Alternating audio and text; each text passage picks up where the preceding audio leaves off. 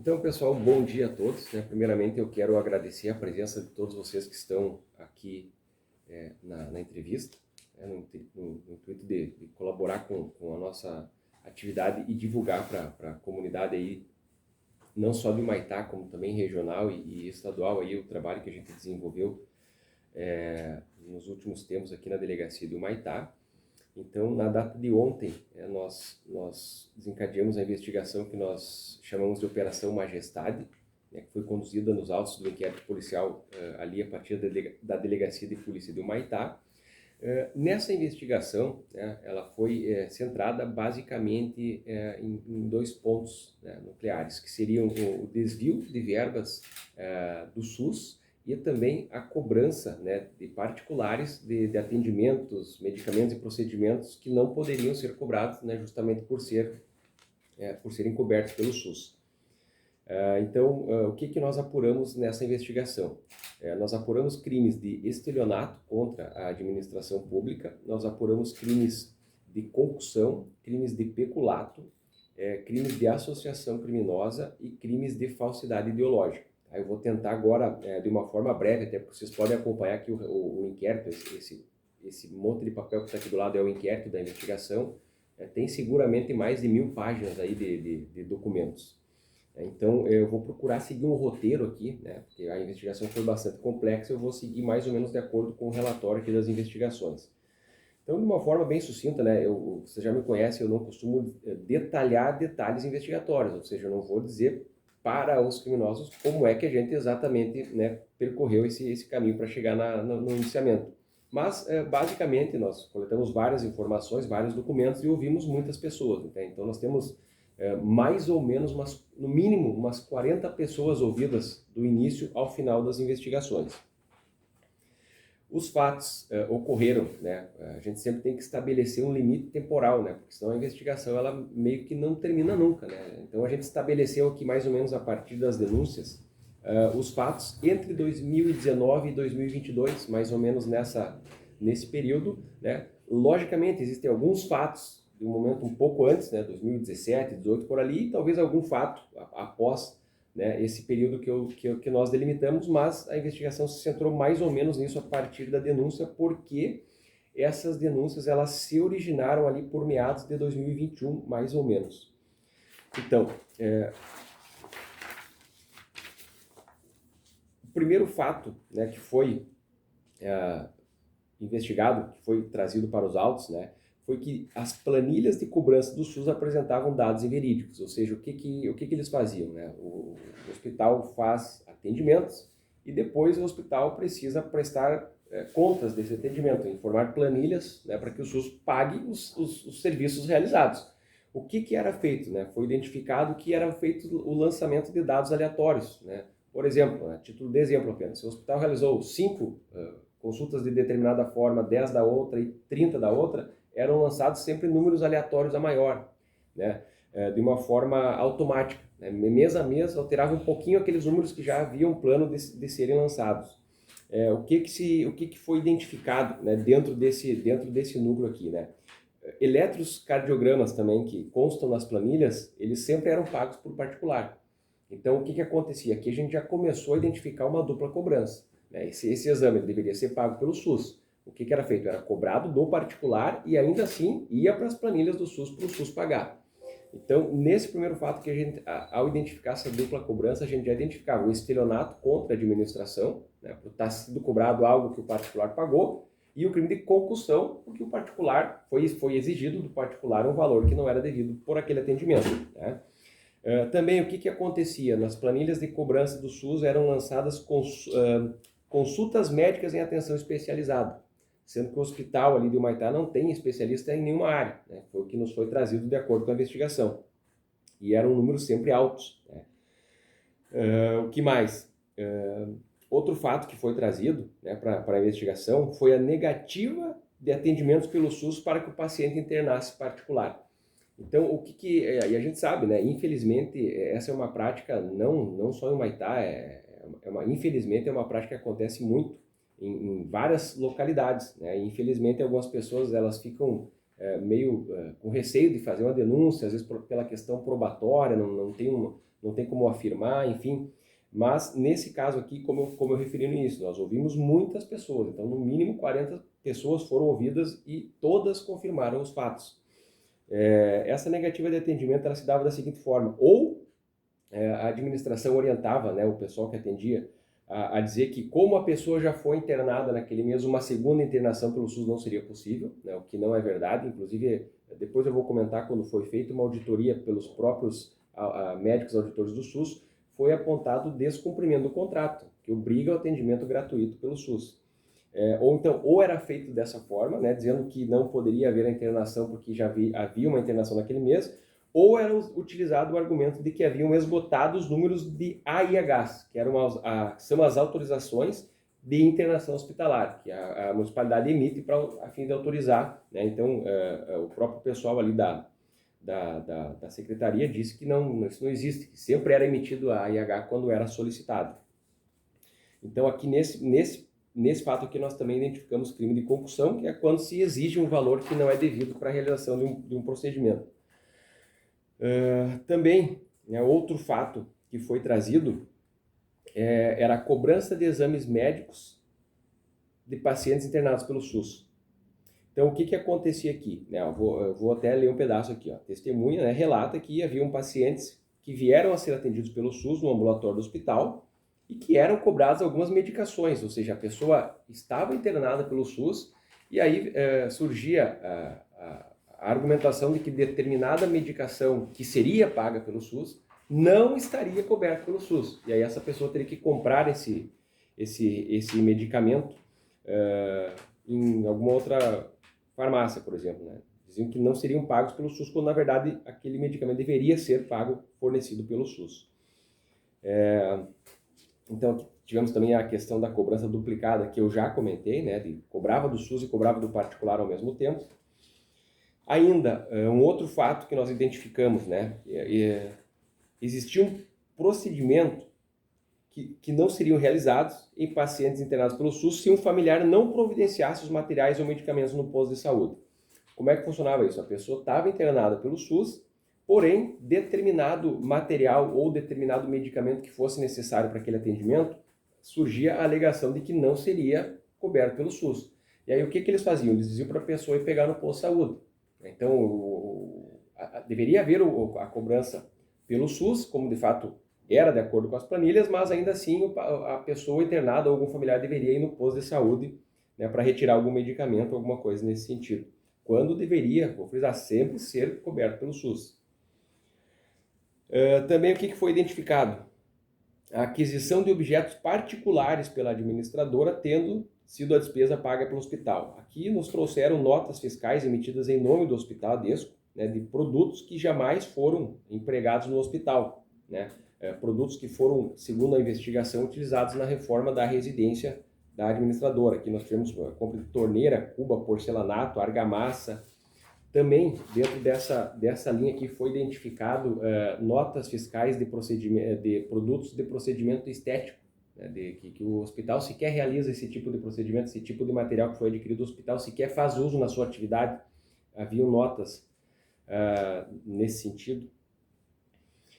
Detalhe importante que também nos chamou a atenção durante a investigação, quando as denúncias foram feitas inicialmente para a auditoria do SUS, então antes desses fatos, desculpa, consegue uma aguinha para mim? Antes desses fatos chegarem ao conhecimento da delegacia de polícia, os fatos foram levados ao conhecimento dos auditores do SUS. Os auditores do SUS tentaram fazer uma auditoria no hospital. Entre o momento da auditoria, onde foram também identificadas essas irregularidades, várias irregularidades dessa que eu comentei, os próprios auditores do SUS já tinham verificado, como, por exemplo, a existência, o grande número de procedimentos cobrados, né, tendo em vista o porte da cidade e do hospital, né, que supostamente não foram realizados, ou seja, que o hospital estaria cobrando mais do que estaria realizando. Após essa auditoria, obrigado, Fernando. Após essa auditoria que foi realizada pelos auditores do SUS, um fato que chamou a atenção é que eles solicitaram documentação. Eles disseram, olha, a gente quer então que vocês demonstrem o atendimento. Como é que vocês demonstram que vocês realizaram esses atendimentos? Né? Cadê as planilhas preenchidas, identificando os pacientes? Aí o fato muito curioso é que nesse tempo entre a auditoria e quando os documentos deveriam ser apresentados, a administradora do hospital foi na delegacia e registrou um furto, que teriam arrombado o hospital e furtado documentos. E coincidentemente eram esses documentos que demonstrariam a realização desses procedimentos. Então esse fato chamou muita atenção na investigação e nós entendemos como uma manobra da administração ali justamente para justificar o porquê que não conseguiria demonstrar os atendimentos. Então, por esse fato também houve o indiciamento por comunicação falsa de crime, né, que é quando a pessoa comunica um crime que sabe que não aconteceu. Ainda, o que mais? O que também chamou a atenção é que após essas denúncias feitas, né, junto à auditoria do SUS, os números das planilhas do hospital começaram a oscilar para baixo. Então, a partir do momento que começou a existir denúncia, os números já começaram automaticamente a baixar. Começaram a atender menos. Enfim, a partir desses fatos, né, para apurar esse tipo de fato, nós demos início à oitiva de pessoas. Então, para que não fosse, até para a pessoa que está ouvindo a entrevista entender como a gente recebeu inicialmente algumas denúncias de forma anônima, né, e a gente sabe que em cidades pequenas existem muitos fatores que podem motivar isso, para não correr o risco ou reduzir o máximo possível o risco de que essas denúncias tenham sido feitas de forma leviana ou mal intencionadas de alguma forma. Então, após nós reunirmos informações e elementos mínimos que demonstravam a existência dos fatos, a gente começou então a ouvir pessoas para ver se confirmava os fatos. Né? Fomos atrás de algumas pessoas. Então, inicialmente ouvimos 7 pessoas. Dentre essas 7 pessoas, pessoas que trabalharam ou que trabalham no hospital, né? E, em resumo, todas as pessoas ouvidas confirmaram a existência dos fatos, né, que nós estávamos investigando. Depois, na sequência, nós ouvimos mais 8 pessoas, essas pessoas daí particulares que teriam de alguma forma, que poderiam de alguma forma ter informações para prestar sobre os fatos, né? Da mesma forma, todas as pessoas que foram ouvidas, essas 8 pessoas na segunda leva de inquirições, confirmaram os fatos que estavam sendo investigados. Ouvimos também as auditoras, bom, isso eu vou comentar logo depois. Então, na continuidade dos atos investigatórios, nós procedemos à inquirição, está aqui, das fiscais sanitárias, né, membros da Comissão de Avaliação de Contratos da Secretaria Estadual de Saúde, e elas referiram um dado muito importante. Elas falaram que toda a equipe do hospital teria sido orientada a preencher as fichas de forma individualizada, de modo que eu consiga demonstrar, eu tenho 300 exames feitos, as 300 pessoas são essas, aqui está o RG, vocês podem conversar com elas e todas vão, ou seja, uma forma de demonstrar. Foram orientadas a preencher as fichas de forma individualizada, ou seja, com os dados de cada paciente.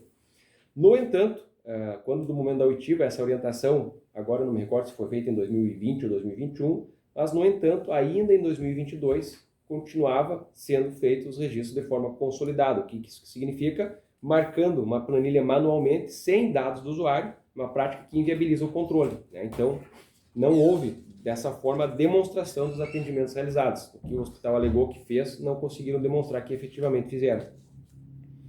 E eu friso aqui, justamente são os supostos documentos que teriam sido furtados do hospital. A alegação é que os documentos não mostraram por que os documentos teriam sido furtados, quando na verdade o próprio preenchimento já estava sendo feito de forma irregular. Procedemos também à inquirição de uma testemunha, né? Eu não vou nominar as pessoas aqui, mas uma pessoa que trabalha na ouvidoria do SUS, e essa pessoa também confirmou todas as denúncias que haviam sido recebidas pela delegacia, no mesmo sentido haviam sido feitas já a auditoria do SUS. No decorrer das investigações, alguns outros fatos foram chegando, né, ao conhecimento do meu e dos agentes que atuaram ali na investigação. Então, a partir também, se reforçou essa questão da cobrança ilegal dos eletrocardiogramas. Inclusive, teve um fato que chamou muita atenção, que o que a gente percebeu durante a investigação, assim, que a administração ela tinha até uma certa ingerência na própria conduta dos médicos. no sentido de dizer que tipo de exame poderia ou não poderia ser feito. Então, teve um médico em determinada ocasião que solicitou um eletrocardiograma, né, e a pessoa não pagou. Aí a administradora mandou descontar do salário do médico. Aí o médico pagou, o médico confirmou isso em depoimento. A gente tinha inclusive documentos, a gente tinha o documento que apontava a existência do fato, a gente chamou o médico confirmou e pelo que consta, inclusive em razão desse fato, ele iria ou teria pedido afastamento dos trabalhos, ele não iria mais atender ele no hospital. Por causa dessa cobrança que ele teve que pagar o exame que o paciente fez. Ainda, a gente ouviu mais 6 pessoas, daí no terceiro, agora já não sei se estamos no terceiro ou quarto momento de inquirições aqui. Mais pessoas a respeito dos fatos, né, que teria sido negado o atendimento pelo SUS para internação particular, né, aquela espécie de enganar a pessoa no sentido de que não poderia ser internada pelo SUS para que fosse um atendimento pago particular. Também que confirmaram a questão da retirada de medicamentos da unidade básica de saúde quando estavam internados pelo SUS, mais negativas de atendimento pelo SUS, também sendo pressionados a pagar particular, e outras cobranças de medicamentos também de pessoas que estavam internadas pelo SUS. Importante, a gente ouviu também 2 médicas auditoras, né, 2 médicas que fizeram aquela auditoria que eu referi no início, que fizeram auditoria no hospital, elas foram inquiridas, né, inclusive elas sugeriram que eu solicitasse, né, documentos das auditorias para juntada no inquérito, que os fatos eles meio que eles se completam e se cruzam, né? E elas também referiram que não houve a devida justificação de vários procedimentos no início quando foi questionado pela auditoria, né? Aí, aqui agora chega no depoimento daquele médico que eu comentei, que ele afirmou que foi descontado o valor de R$65 do salário porque o paciente não pagou o exame.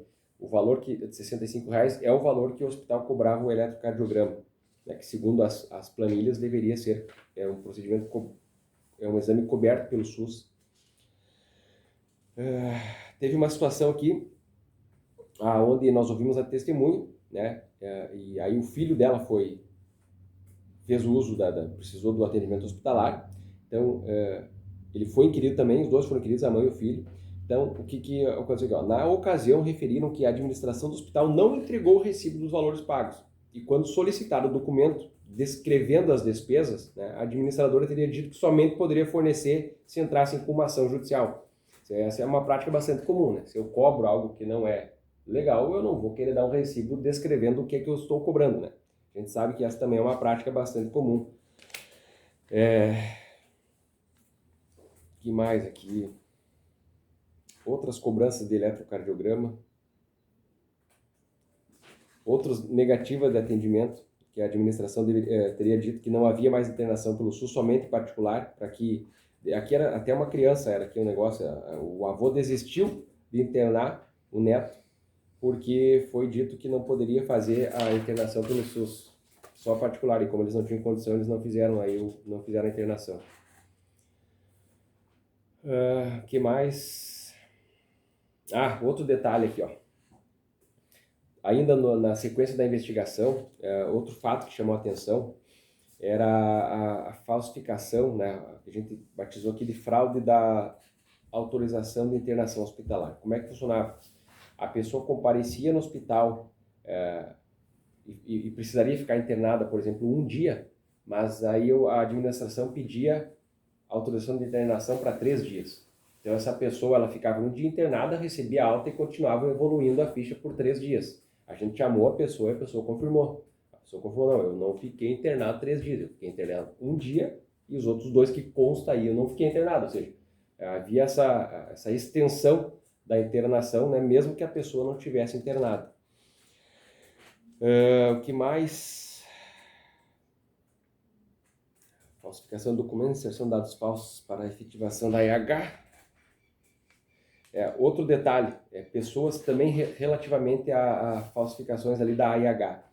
A pessoa fazia, por exemplo, um atendimento hospitalar, aqui nós vimos 4 ou 5 pessoas nessa condição.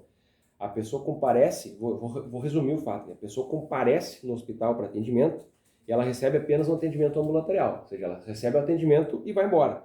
e o hospital solicitava a emissão de AEH como se essa pessoa tivesse ficado internada para que conseguisse ser obtido algum valor indevido do SUS. Então, isso aqui daí já estávamos indo para o final da investigação. E aí, como último ato, o último ou penúltimo ato da investigação, que quando nós já estávamos praticamente encerrando o inquérito, aportou na delegacia mais um fato. Já ao final da investigação, a testemunha tal trouxe novos documentos à unidade policial dando conta de mais um crime. Que conduta seria essa? Justificar verbas de natureza distinta com a mesma despesa. O que foi identificado aqui? Então, a administração justificou uma verba de R$53 mil que recebeu da Prefeitura Municipal, referente ao plantão médico de janeiro de 2022, que há um acordo, ali, pelo que eu percebi, durante o dia as pessoas procuram a unidade básica, durante a noite procuram o plantão do hospital. E daí é um acordo que o município ele paga o valor para o hospital desempenhar esse trabalho. Então, foram documentos utilizados para justificar essa verba e os mesmos documentos que justificam essa verba foram utilizados, os mesmos documentos foram utilizados para a prestação de contas do Covid, cuja verba federal foi de R$192 mil, ou seja, então os mesmos documentos, como se fosse uma única despesa, vindo verbas, né, de dois locais diferentes, né? Então, nesse caso aqui também nós identificamos aqui um estelionato contra a administração pública, além do peculato, né? Porque o que é o peculato? O peculato é o desvio de valor, né? A gente não precisa demonstrar para onde é que o valor foi, só precisa demonstrar que ele foi desviado. Então, se eu tenho R$80 para receber, mais R$80 para receber, e eu tenho que justificar isso, e eu vou justificar os dois com a mesma despesa, um dos dois não está certo, né? Então, alguma das verbas não foi para onde deveria ir. Outro detalhe chamou a investigação de que uma das testemunhas ouvidas, né, disse que foi... Nesse caso, ele cobrava do SUS e também do governo municipal.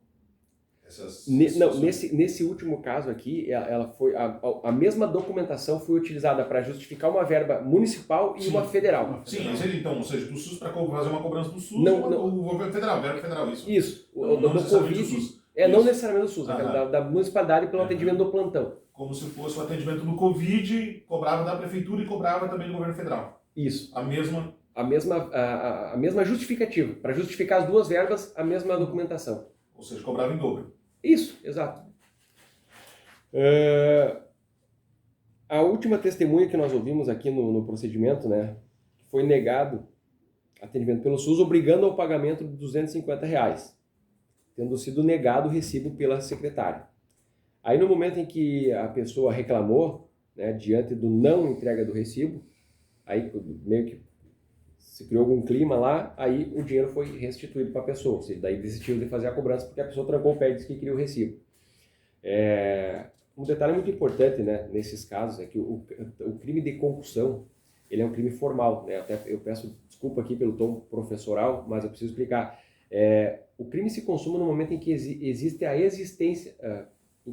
exigência indevida. Então, não importa, sendo um crime formal, não interessa se a vítima efetivamente pagou ou se ela recebeu de volta o que ela pagou. O crime ele se verifica no momento da conduta, ou seja, no momento em que o funcionário público ele faz a exigência indevida. É nesse momento que o crime se consuma. Então, exigiu. Não interessa se a vítima pagou, se a vítima não pagou, se a vítima disse que não vai pagar, se a vítima pagou e depois recebeu o dinheiro de volta. O crime ele não deixa de existir pelo fato do dinheiro ter sido devolvido para ela. Eu só queria frisar isso.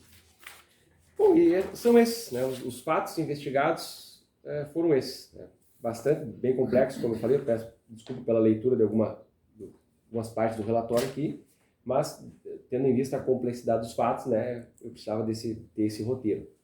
Então, frisar que nós finalizamos a investigação, né, sempre dizendo que o inquérito policial ele é um procedimento preliminar da persecução penal, então, inclusive até por causa de alterações legislativas, aí é importante frisar, eles não foram condenados, né? A condenação ela é feita só pelo Poder Judiciário, o que nós trabalhamos com um juiz de probabilidade, um juiz de indiciamento, então havendo indícios da autoria de crime e prova da existência dos crimes, nós promovemos o indiciamento e remetemos ao Poder Judiciário para que respondam ao processo criminal, né?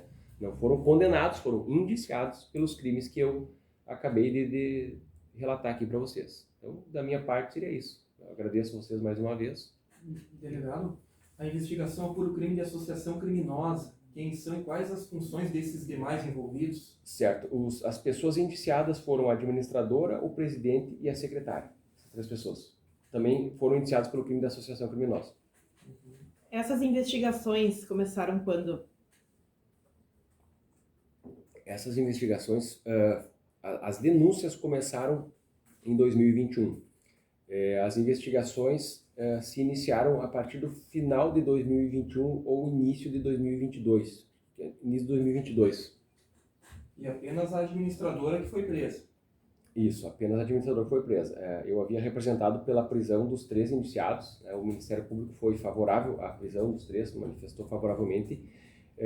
O Poder Judiciário decretou até é importante essa questão, o Poder Judiciário decretou a prisão preventiva da administradora, por entender que ela era onde se concentravam, né, a maior parte das decisões.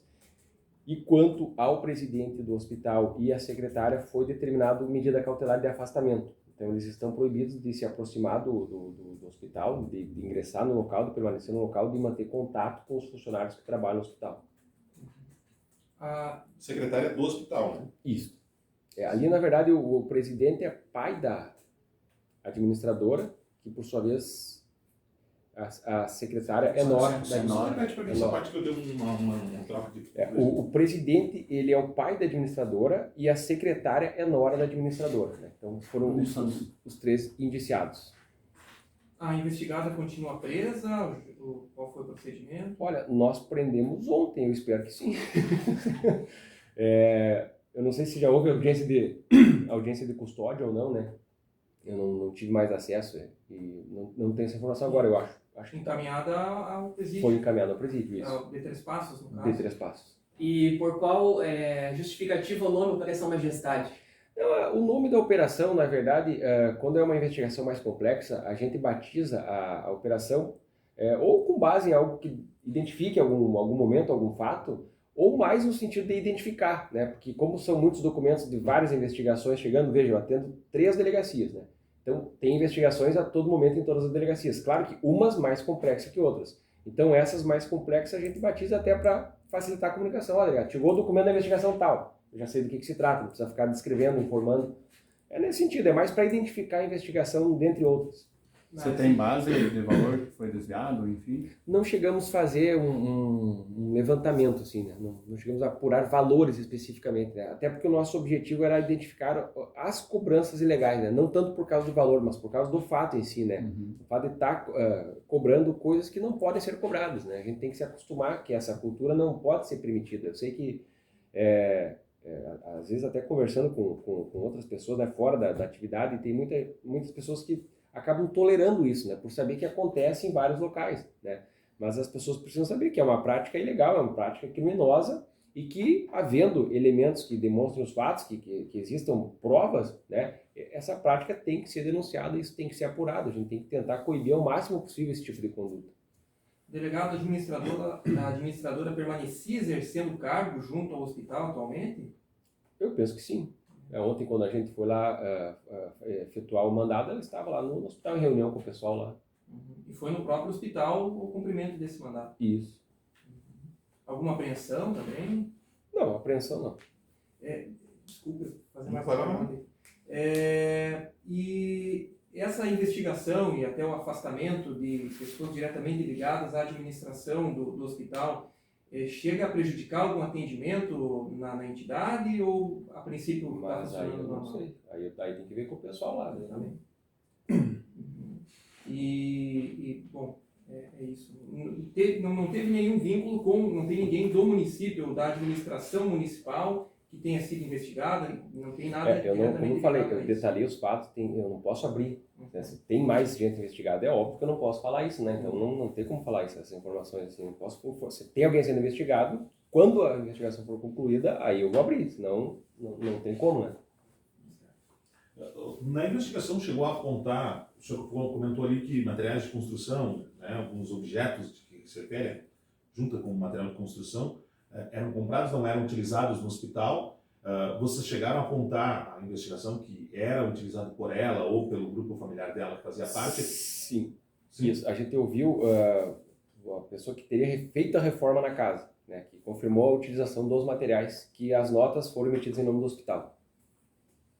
Uhum. E aí, essas cobranças, por exemplo, que acontecia em mais, esse valor que entrava, ele entrava para ser utilizado para o hospital ou chegou na investigação a averiguar que ela também se apossava desses valores, ela ou eles, né? Aí é que está, a gente só consegue determinar o desvio do valor, né, ou a cobrança ilegal. Agora, o que foi feito com esses valores, o destino, né, porque assim, o que a gente tem que entender? O criminoso ele pode dar o destino que ele pretender, né, a partir do momento que eu estou com a verba e que eu não vou empregar onde deveria, eu posso fazer o que eu quiser com essa verba, né. Então a gente, na verdade, nem vai atrás de saber onde é que essa verba foi, né? Até porque é muito difícil você identificar, né? A verba tal que deveria estar aqui foi para outro local, até porque isso, em tese, não é para... Eles fazem de uma forma de não deixar um rastro, né? De não ser identificado Onde foi? que determinada verba está em determinado local. Mas eu digo assim, na prestação de contas do hospital, não sei se vocês tiveram o caixa, o orçamento do hospital, ao fluxo de valores do hospital, entrava esses valores, por exemplo, a cobrança particular, entrava ali e entrava também essa cobrança que vinha do SUS, ou entrava somente uma delas nessa prestação de contas do Não, hospital? eles faziam a cobrança dupla. Eles cobravam, tipo, alguns casos, né? Como, por exemplo, o eletrocardiograma. Eles lançavam para a cobrança do SUS Cobrava do e paciente. cobravam também da pessoa, entende? Então é isso que a gente identificou, a cobrança indevida do particular de algo que era coberto pelo SUS e também a cobrança do SUS. Sim, Agora, sim. onde é que essas verbas foram, o que fizeram, nós não sabemos. Provavelmente que não entrava, porque não dava Pois é, licença, Aí que tá, né? aí que tá. Por isso que eu digo, eu não sei daí o que fizeram com a verba, né? E, digamos, essa investigação, então, ela pode continuar justamente para saber se realmente esse valor entrou no hospital ou se foi desviado? Não, de nossa parte não. A gente queria demonstrar que houve a cobrança, né, indevida por parte das pessoas, que já configura a concussão, e que essa mesma cobrança que a pessoa pagou foi cobrada do SUS, o que configura o estelionato contra a administração. Então, da nossa parte, a gente está satisfeito com a investigação. Tem provas.